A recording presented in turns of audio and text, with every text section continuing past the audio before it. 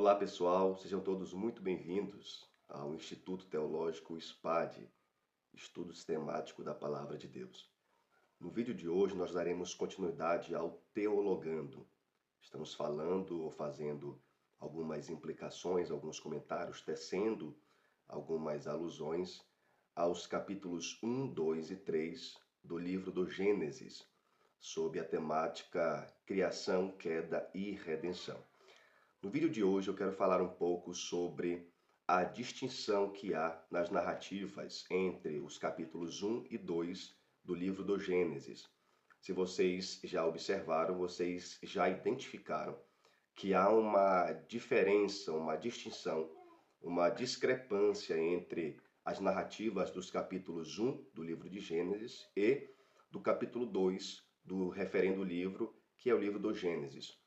E a pergunta é, por que há essa distinção? Por que há esta diferença na narrativa em que o escritor faz do capítulo 1 para o capítulo 2 do livro do Gênesis? Bom, esse é um assunto que foi discutido por muito tempo, analisado, foi rebuscado, teve um escrutínio sobre esse assunto para que então viesse chegar a algumas conclusões.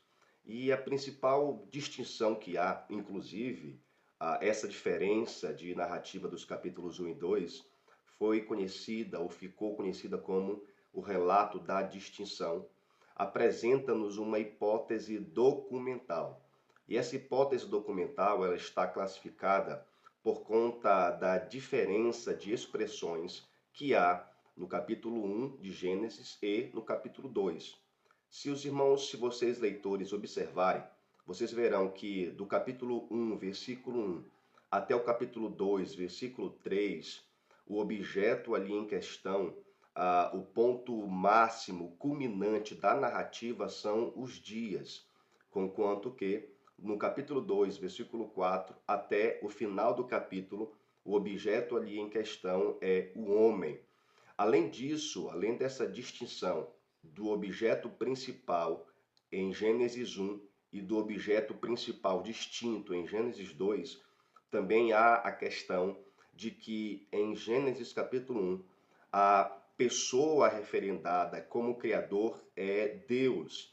Deus, em hebraico, é Elohim. Sendo assim, a ideia em Gênesis 1 é de Elohim como Criador, conquanto que em Gênesis 2, a ideia ali de criação é uma adição a essa expressão Elohim, que é Yahuwah ou Jeová. Por isso, dentro dessa distinção entre esses capítulos e esses apontamentos que estou fazendo aqui para vocês, ficou nítido e claro que, para alguns teólogos eruditos, que o capítulo 1 do livro de Gênesis traz a expressão máxima eloísta, enquanto que o capítulo 2 traz ali a conotação de uma narração ou de uma narrativa, de uma redação sacerdotal por conta do seu caráter litúrgico, sendo conhecido como a expressão, a narrativa javista. Porém, ou javista ou geovista no caso. Porém, isso fica um tanto quanto esclerosado, esse pensamento dessa distinção do capítulo 1 de Gênesis como eloísta e o capítulo 2 como geovista. Por que está esclerosado e antiquado? Por pelo menos dois motivos. O primeiro motivo é que quando nós lemos o livro do Gênesis, os capítulos 1 e 2, nós precisamos levar em consideração que no capítulo 1 Deus está fazendo ali uma preparação. O capítulo 1 é uma preparação para a criação, enquanto que no capítulo 2 Deus está governando, direcionando, conduzindo a criação no seu sentido mais lato e estrito. Portanto, a leitura do livro do Gênesis, nos capítulos 1 e 2, ainda que tenha essa distinção, precisa ser lida e apresentada com uma ideia de continuidade, algo que apresenta uma preparação de Deus na criação e algo que apresenta a sua governamentalidade no capítulo 2, através da criação, do vislumbrar, do desencadear da criação. E em segundo lugar, as expressões eloísta no capítulo 1 e jeovista no capítulo 2, elas são antiquadas, esclerosadas, porque se nós levarmos em consideração a cronologia dos fatos que transcendem do capítulo 1 para o capítulo 2, nós veremos que a ideia principal ali no capítulo 1 não é como Deus cria as coisas, mas sim para qual finalidade Deus cria as coisas.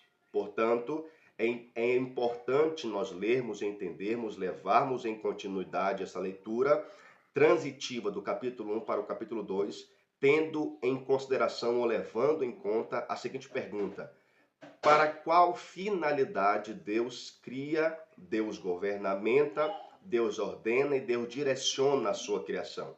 Sendo assim, só recapitulando para vocês, para alguns eruditos e escritores, em Gênesis capítulo 1 nós temos a expressão eloísta, porque lá em Gênesis capítulo 1, versículo 1 aparece Bereshit bara Elohim et hashamat vet haaretz, ou seja, no princípio criou Deus os céus e a terra. Já em Gênesis capítulo 2 é acrescida a expressão Elohim, o tetragrama, o nome de Deus, Yahuwhen, Yod, Re, Vav e Re, que representa aí a ideia de Jeová Elohim, ou Yahvé Elohim, o Deus Criador. Por conta disso, capítulo 1 de Gênesis ficou conhecido como a expressão, a narrativa, a redação eloísta, e o capítulo 2, a redação sacerdotal ou jeovista.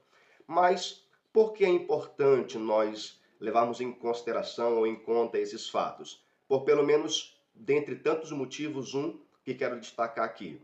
Quando nós não levamos em conta a ideia de que Gênesis capítulo 1 e capítulo 2 são uma narrativa subsequente, como se chamaria em latim uma lexio contínua, uma leitura contínua, nós vamos perceber que Gênesis capítulo 1 pode trazer algumas aplicações, algumas conduções, algumas interpretações equivocadas e até mesmo heréticas, como por exemplo, se eu fazer essa distinção, essa dicotomia entre o capítulo 1 de Gênesis e o capítulo 2, por exemplo, eu chegaria à conclusão de que em Gênesis capítulo 1, Deus criou povos distintos, com pessoas distintas, e em Gênesis capítulo 2, aí sim, Deus cria Adão e Eva e a sucessão de povos a partir dele.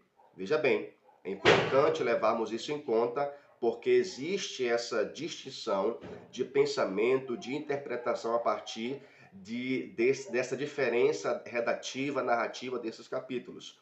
Além disso, além de levarmos em consideração que Deus cria povos distintos no capítulo 1 e no capítulo 2, chega-se à conclusão também que a esposa primária ou primeva de Adão não seria Eva, mas dentro de um costume judaico do seu Cabalá, seria Lilith, exatamente pela distinção narrativa desses dois capítulos, sendo que em Gênesis capítulo 1, a esposa primeva de Adão é Lilith, e em Gênesis capítulo 2, a esposa secundária de Adão é Eva, pelo fato de ele dizer no capítulo 2, versículo 24, essa agora é ossos dos meus ossos, carne da minha carne.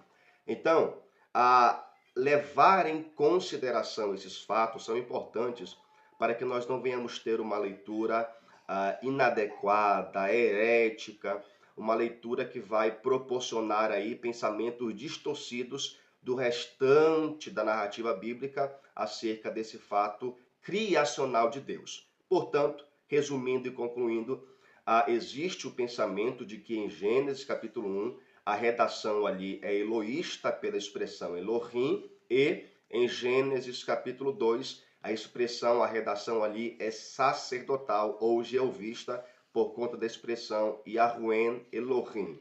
Mas nós não mais consideramos essa distinção, essa diferença. Nós lemos Gênesis capítulo 1 e capítulo 2 como uma leitura contínua, sucessiva, trazendo a ideia ou fazendo alusão de que Gênesis capítulo 1 traz a ideia de uma introdução ao livro e Gênesis capítulo 2, aí sim, traz uma ideia de uma sucessão da criação, os pormenores, os detalhes, que nós sabemos onde vai dar, que são aí na queda do homem, na redenção divina com o proto-evangelho, Gênesis 3,15.